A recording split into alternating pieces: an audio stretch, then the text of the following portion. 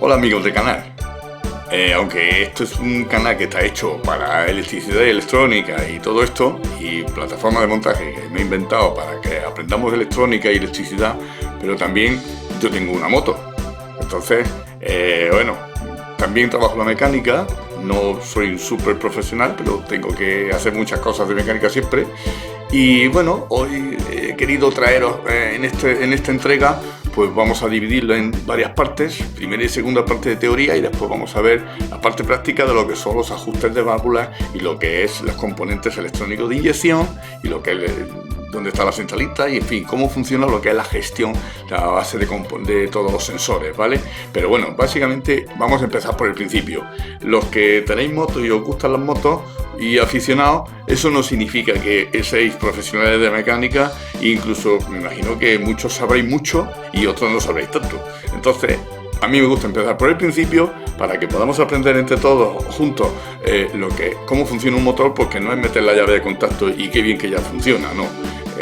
La tecnología que hay detrás de un motor de explosión, de gasolina o diésel, es mucho, y todos los que tenéis coches y motos veréis que metéis la llave y a veces no arranca, o en frío os da problemas, o cualquier cosa de esta. Entonces vamos a ver cómo funciona lo que es la teoría. He preparado estos vídeos para empezar por la teoría de cómo funciona el motor de explosión, y después nos metemos en los ajustes definitivos de lo que son válvulas, en este caso de una Honda CBR 1100XX Black Bay, que es la que yo tengo, ¿vale? Entonces nada, vamos a ello.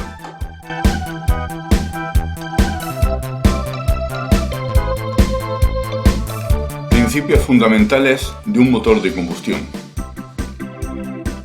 El objetivo de cualquier motor de combustión interna es poder transformar la fuente de energía en potencia motriz, y la fuente utilizada son los hidrocarburos. Solo se puede conseguir mezclando perfectamente el combustible con el comburente en las proporciones adecuadas. El proceso de combustión consiste principalmente en una reacción química definida como exotérmica, es decir, una liberación de calor a consecuencia de la rotura y formación de nuevos enlaces químicos entre el carbono e hidrógeno con el oxígeno, provocando una oxidación muy rápida conocida como explosión.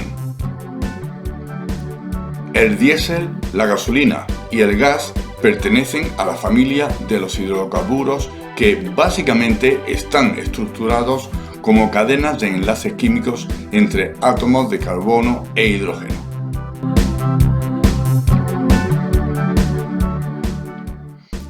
Esa liberación de calor extremo provoca una onda expansiva del volumen en el interior de la cámara que lo contiene, que, en el caso que nos ocupa, se trata del interior de los cilindros de un motor bien de combustión interna, que es el caso de los motores diésel, o bien de explosión, que son los de gasolina.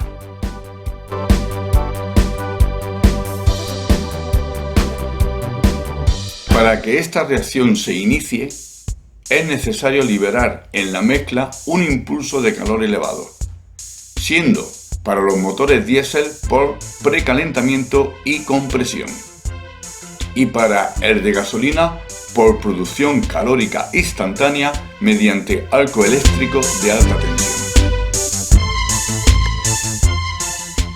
Tanto el calor que es liberado como la detonación producida en el proceso de combustión forman parte del total de la energía consumida que, desgraciadamente, no podemos aprovechar en su totalidad.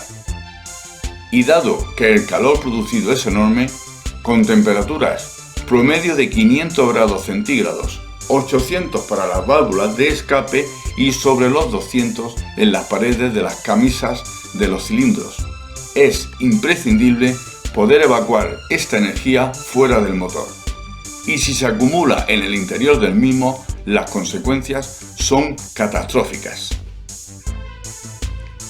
De ninguna manera se pueden mantener la estabilidad de los metales que forman el motor, ni tampoco se puede conseguir que el aceite del sistema de engrase mantenga su viscosidad si supera cierto grado de temperatura. Y ni hablemos de lo que pasa con el circuito de agua de refrigeración, puesto que al cambiar de estado a vapor, su volumen y por tanto su presión se disparan dentro del circuito del motor. Por estos motivos se gripa el motor cuando falla la refrigeración.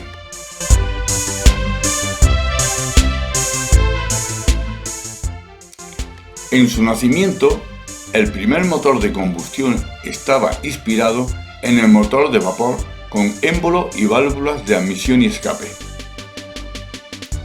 Hasta la fecha han surgido multitud de diseños y modificaciones muy importantes, predominando para el transporte terrestre los trenes alternativos desde monocilindro hasta multicilindros, así como configuraciones en línea, V, opuestos e incluso de dos tiempos sin válvulas en culata y dos pistones opuestos por cilindro. En todos ellos hay un denominador común, el combustible utilizado y su comburente, el aire. Compuesto básicamente por nitrógeno y oxígeno, el aire es quien permite la combustión. Y si no está perfectamente en proporción con el combustible en su cámara, tenemos un gran problema para lograr el objetivo de la transformación química en mecánica. Sabemos concretamente que en el motor de gasolina necesitamos una proporción de 14,7 partes de aire respecto a una de gasolina, y la unidad utilizada es la masa. En los motores diésel, la proporción de aire es ligeramente inferior. A esta proporción se le llama mezcla estequiométrica.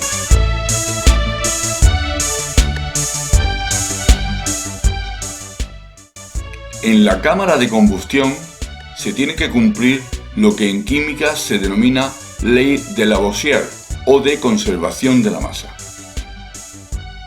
Básicamente, la cantidad de átomos ya organizados debe de permanecer constante, y para que un motor pueda gestionar eficientemente la masa de aire combustible es imprescindible el control de sus diferentes densidades.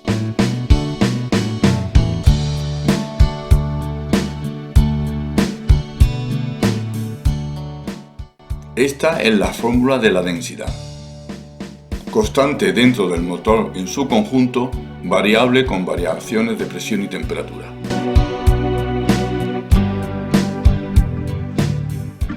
Variaciones como la temperatura, velocidades y presiones variables de aspiración que se producen en la admisión y escape son valores críticos que un motor tiene que manejar para conseguir la mezcla estequiométrica.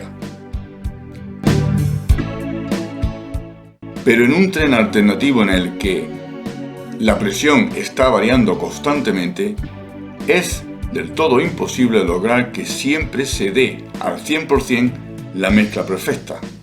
Por esto, antes de la introducción de la electrónica, los sistemas para inyectar el combustible se basaban en los valores de velocidad y presión que se producen en la entrada de aspiración de los cilindros, cuando estos se les impulsa en el arranque, puesto que a medida que descienden, aspiran aire, este se desplaza a gran velocidad por el conducto de admisión a presión inferior a la atmosférica, y este fenómeno llamado Venturi se aprovecha para succionar de un pequeño depósito con gasolina la cantidad precisa de combustible para que el motor comience su combustión.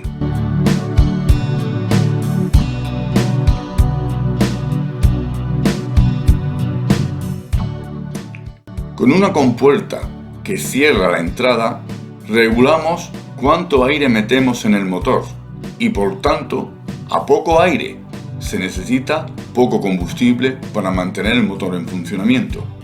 Pero si abrimos la compuerta y metemos más aire, hay más oxígeno disponible y si inyectamos más combustible, aumentamos la masa para oxidar, aumentando la onda expansiva en la deflagración en la cámara de combustión, produciendo una mayor potencia de empuje que la transmitimos al cigüeñal y de este a las ruedas.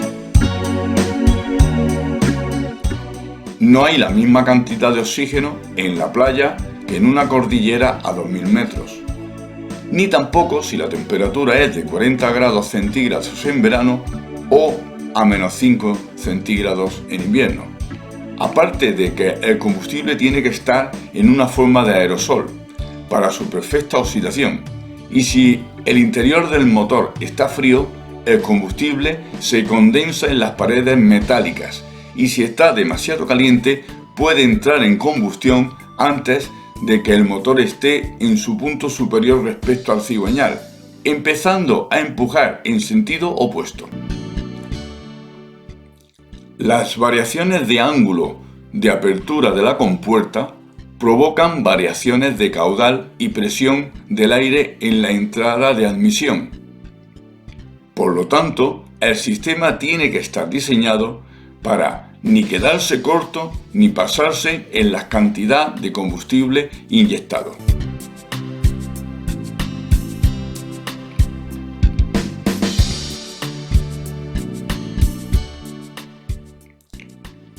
Para que un motor de combustión interna o explosión funcione correctamente, necesitamos que esté estable en temperatura, que su mecánica esté perfectamente calibrada, que tanto el aire como el combustible cumplan con los requisitos de diseño del motor.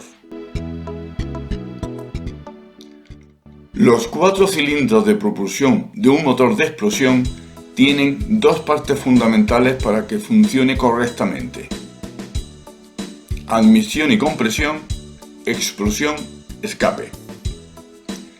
De no conocer los ajustes de fábrica, tendremos que agudizar muy bien nuestros conocimientos y experiencia para resolver los problemas que puedan aparecer. Por eso, en relación a esto, la respuesta en la aceleración, los humos que se producen en estos momentos de cambios de revoluciones, la dificultad o facilidad en el arranque y cómo se mantienen los niveles de aceite y líquido refrigerante son los indicadores principales para diagnosticar la salud de nuestro motor.